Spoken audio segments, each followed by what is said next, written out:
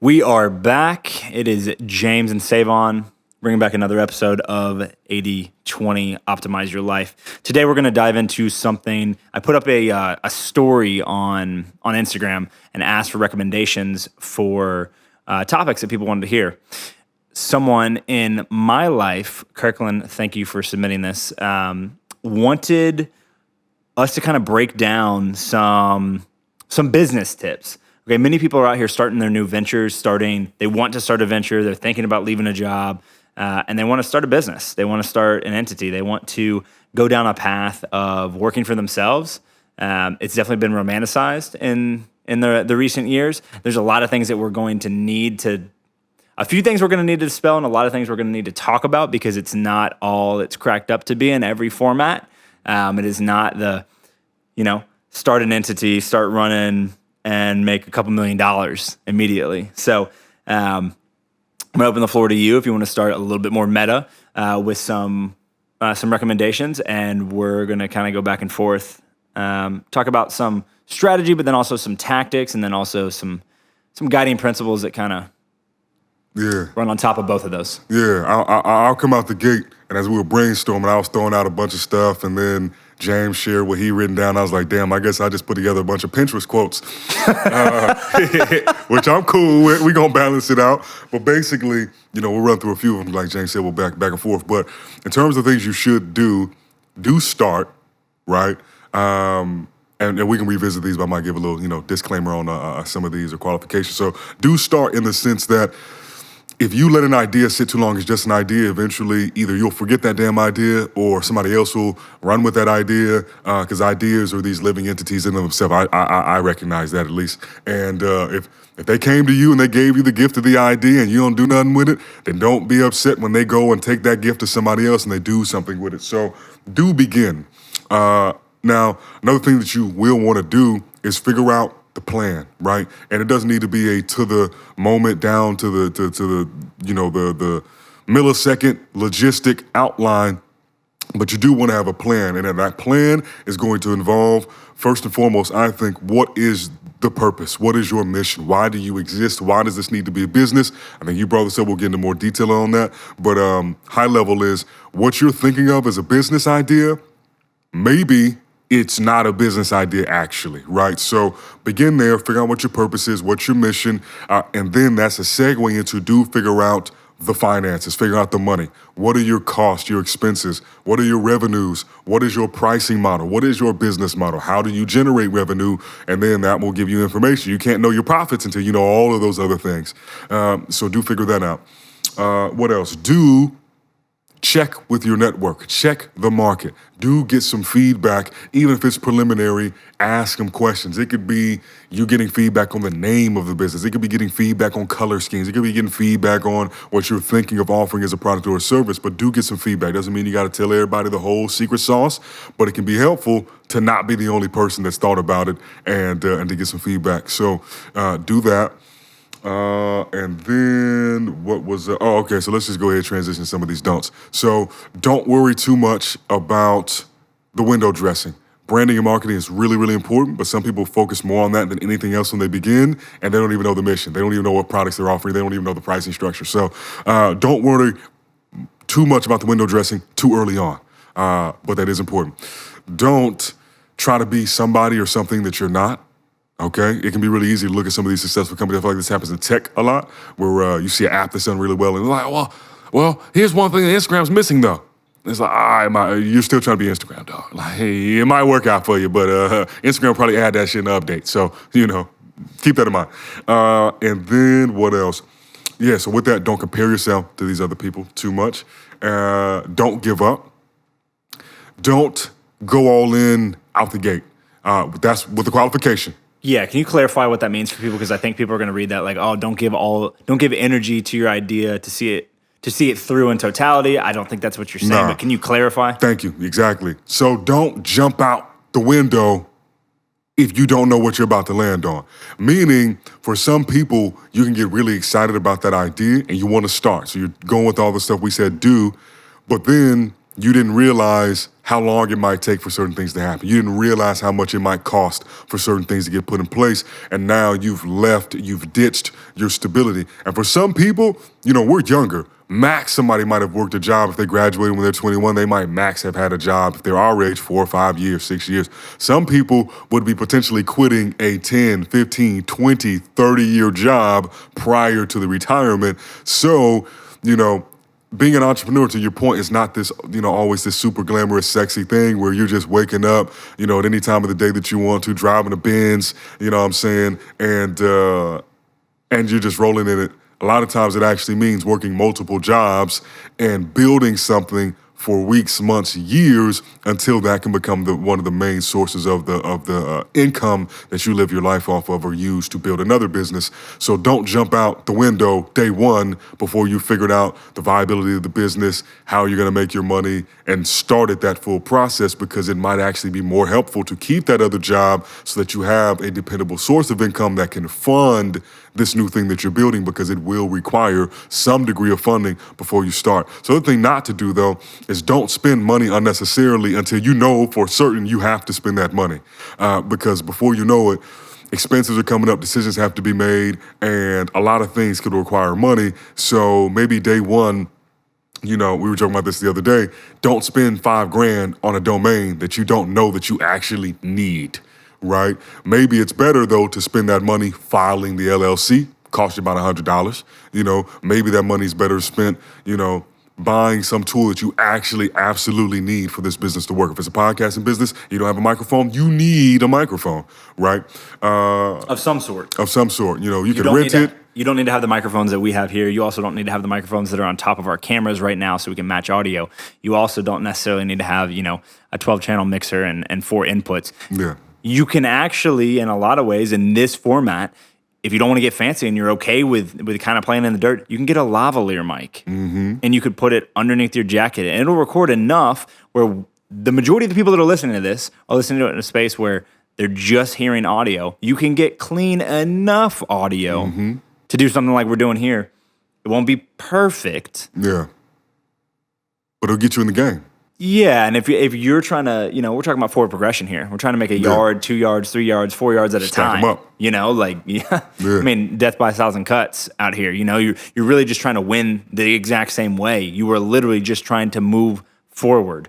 So you don't have to overthink it. Spending money unnecessarily will get you into, I think, psychologically the wrong place, but then also it'll also put you in a place where you just don't have money, and if you can't pay your rent to be at your house, or you can't put food in your stomach, you're not going to be worried about building a business. Right. So yeah, those are there were some other things I wrote down, but that's like the rapid fire Pinterest quote segment. So let's get into some tactics. So let's walk it back to recount if you remember the exact phrase that you said about your purpose, Yeah, so do figure out your why, your mission, your purpose. Why does this thing need to exist? What is the ultimate hope for its success at the highest level possible? Yeah, so with that, I think that you can kind of distill all that to one place as it pertains to what you're providing. You need to make sure that the solution that you have, the product that you're selling, what you're aiming to do for society, actually fixes a problem for somebody. You could have something that you really want to do. This podcast is something we really want to do. We have decided to stop at the providing of the audio and the video to individuals as being as far as we're going to go in this iteration with what we're doing. We could sell a ton of products. We could be dropping ebooks. We could be doing XYZ, but we have other things that we feel are pertinent is not the right word. They're more timely for us serving bigger problems in society, or bigger problems for clientele that we're going after, that we are focusing in on. I think it's interesting. Many people will run a solution. They'll come up with a product. They'll come up with something that they want, but they haven't market tested anything. They haven't looked at who the hell would care about it. They haven't looked at, what do the competitors look like, or what are the substitutes, or what are the alternatives, or what's going on there, because if you don't do that, you will probably, that excitement that you have, that, Yep. wow, I'm going to win, will have you in some type of way feeling like now you're an utter failure because people don't like it. But if you didn't do the work on the front end to figure out if people would even give a damn about it, that's really on you. You know, at the end of the day, so many people are selling things that nobody wants to buy. Don't be another one of those people. It's very easy to get there by you also being selfish, you also being self-serving. If you're not customer-centric, this kind of runs in the direction. If you're not customer-centric, you're probably not going to win at the end of the day. Yeah. Now, something to note about being customer-centric, that does not mean that you bend and break at the questioning of anything that any customer or potential customer says, because you don't have to lose frame control to serve customer. And oftentimes, if you maintain frame, and if you don't know what I'm talking about, you need to read a little bit more. But Savage.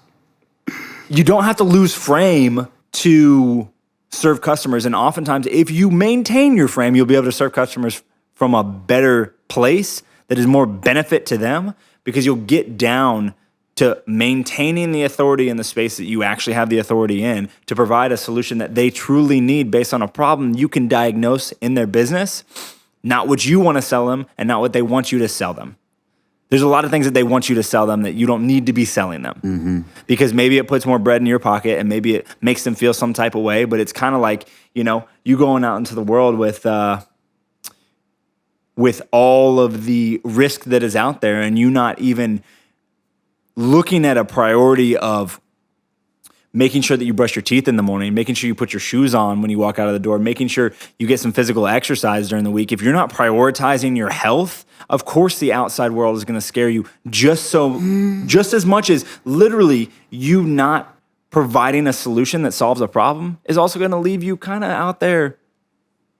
I mean, for lack of better terms, dick in your hand. Like, you're not going to really understand why you can't get to the level of success that you want to get to, or you can't, you know, build the conglomerate you want to build because you're not customer centric. You really got to be careful. And that brings me to my next point.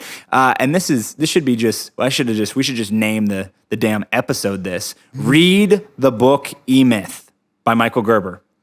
If you feel that you're a great photographer, or you're a great painter, or you're a great sock maker, or you're a great knitter, or you're wonderful at working on cars, you might be better served working for somebody else and being the best tactician in whatever that skill is than you are an owner, than you are a leader, than you are a manager. We get in this place where we're like, damn, well, you know what? Because Bezos built Amazon and he thinks very intentionally about what's going on. And, you know, yeah, Steve Jobs built Apple, and, you know, Elon Musk is building Tesla. Well, I'm the next Travis of Uber. Well, bullshit. You're probably not. Really, when you really break it down, you're probably not. And that's something that was also ridiculously difficult for me to understand, because I was like, no, but I am. And the reality is, you're not. So, you know, not your solution. You could be so aggressively happy and evangelizing your solution, and the market could still shit right on your face. It could happen. Good. I would suggest that there is many other ways to provide value to the world other than having a physical product or a service that you're selling. You can still serve others without being a business. You can still show up for people that matter in your life. You can still bring a podcast to life and not necessarily be a business entity where you're trying to make money. What we're doing right now is we're not a nonprofit or not for profit, but we're not trying to make money. We're trying to bring our private conversations. If any of you forgot how this started, I think we said it in one of the first episodes. We're trying to bring our private conversations where we provide value to one another through perspective or what have you to the world, to provide benefit to other people that wouldn't be privy to those conversations off rip.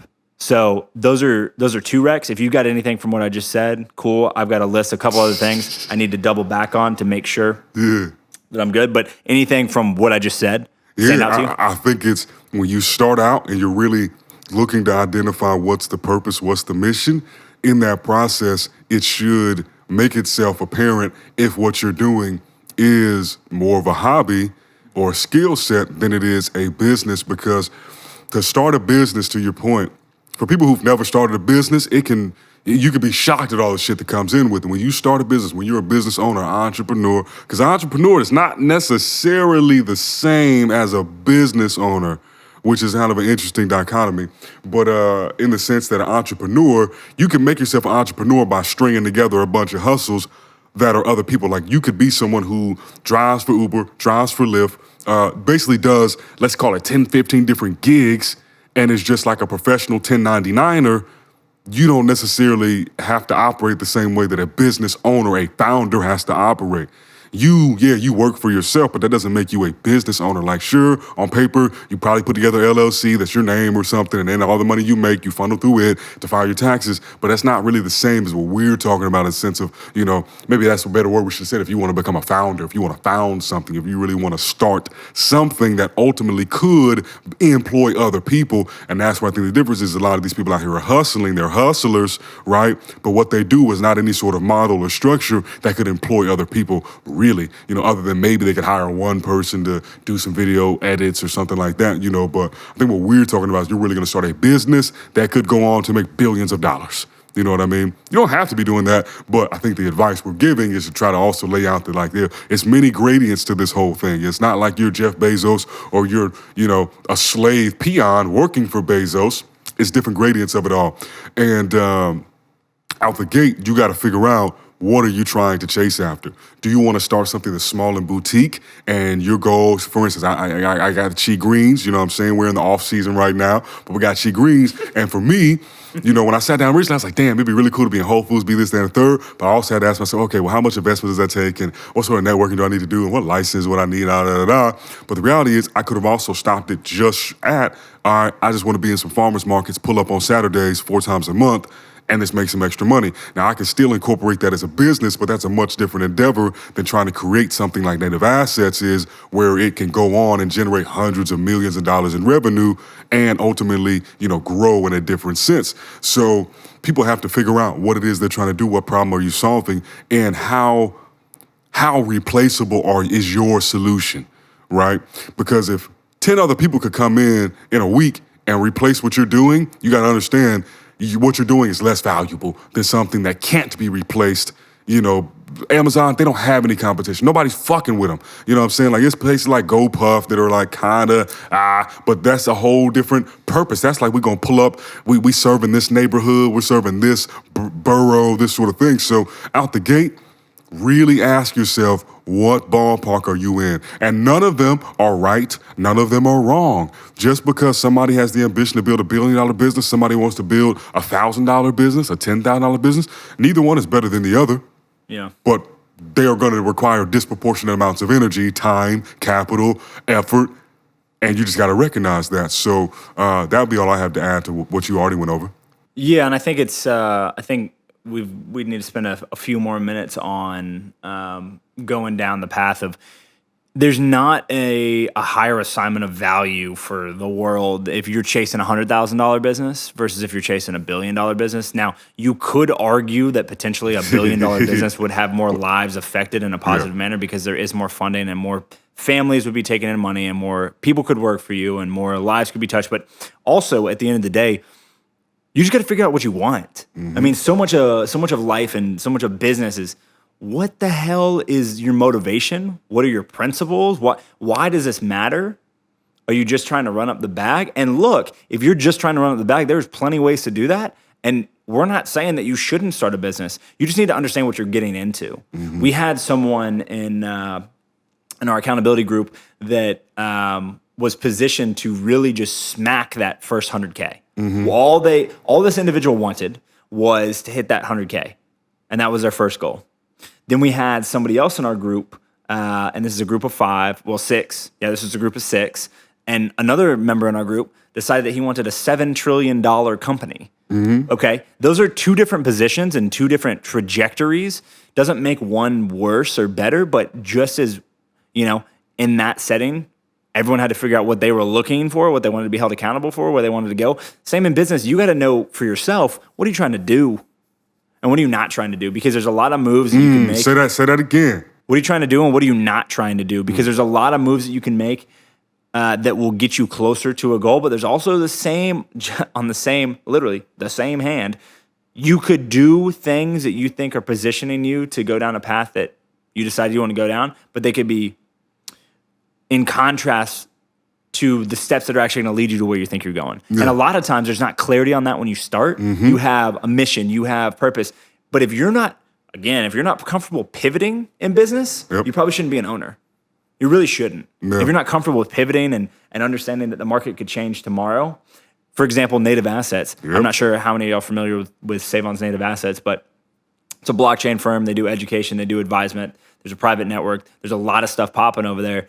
Very relevant to the times right now. Very high opportunity for you to make a lot of money if you invest in yourself a little bit in the education side. But it requires two things. One, being opportunistic about the time right now, because we're in a market that makes sense for that solution to be there right now. If tomorrow all of something happened and all of crypto went in a different direction, and then the general consensus was that it was fraudulent and then the solution as it's poised right now really wouldn't be beneficial to people, because he wouldn't be able to tap into the attention that surrounds blockchain and actually provide the solution for people that want to know more and want to apply it to dive in. So, it's timing is also very important. Yeah. I'll bring up an example. Kirkland, the individual that recommended this topic that we go down, at one time in her life was on a cruise ship and was a professional dancer. I believe she's going to smack me if I say the wrong cruise line. I'm pretty sure it was Royal Caribbean. I'm almost positive it was Royal Caribbean, but she's a professional dancer, professional ballroom dancer, but she now does microblading and what have you, but she was on a cruise ship and she thought once she graduated college for 5 years, roughly 4 or 5 years, she was going to be on a cruise ship. Well, coronavirus happened and cruise ships stopped going out. So she came back, to her hometown and decided to run down the path of getting certified in microblading, and now has a wildly successful, now she's pouring her whole heart into it every day, all day, but she's a wildly successful microblading company.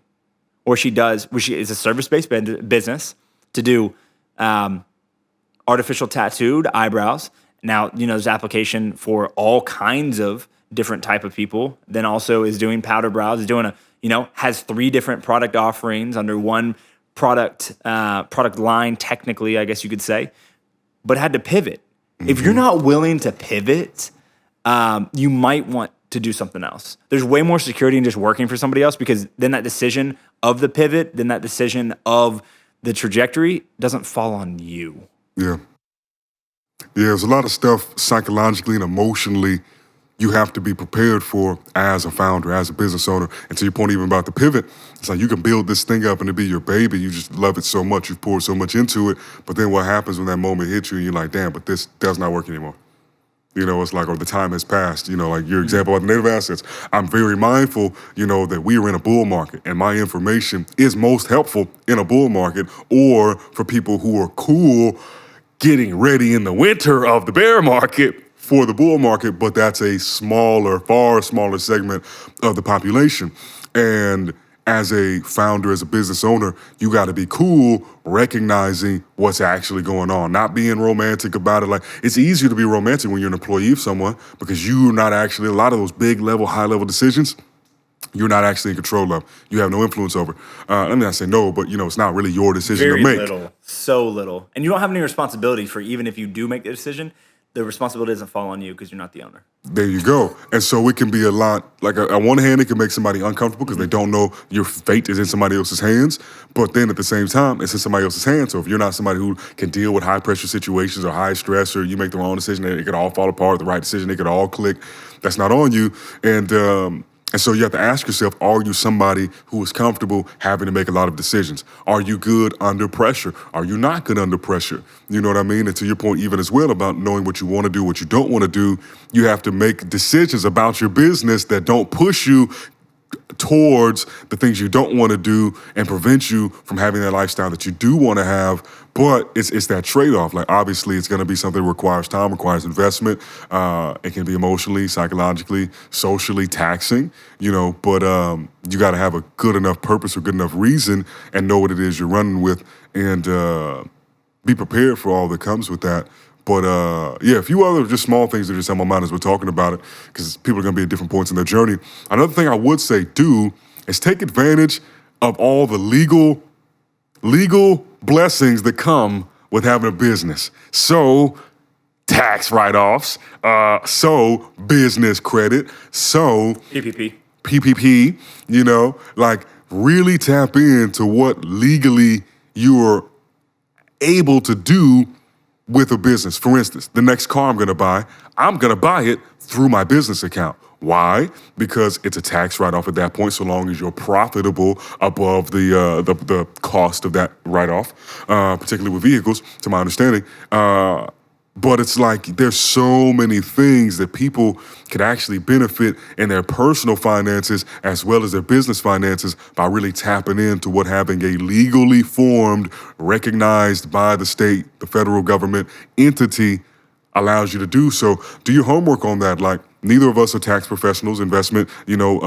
officials, officially, legally, but seek these people out or seek people who really know what the hell they're talking about on YouTube, on the internet, and study this stuff up, because a lot of it is not super complicated. Like, you can get into the minutiae of it, but there are some real high level things that are not that complex that you can learn and benefit from. So that could be another reason why you decide that you do or you don't want to make something a business for those reasons, right? Yeah, and I would say we're getting up here on time. We want to respect y'all's time, but I would say that something else that is important to note is that so two things, and then I'll shut up. One is sacrifice. So as a founder, as an owner, as a leader, as a manager, if you're building something to have people come under you and continue to build this out into something that can impact more and more lives, you're not going to be able to do it alone. But that also comes with sacrifice. If you are in a position where you've got to decide whether you're taking home the money or your employee that just worked the 2 weeks for you is taking home the money, if you're not willing to choose the employee that already gave their time and look to you to pay them for the things that they've already done, if you're not looking at paying them first and you second, maybe you shouldn't run a company. Mm-hmm.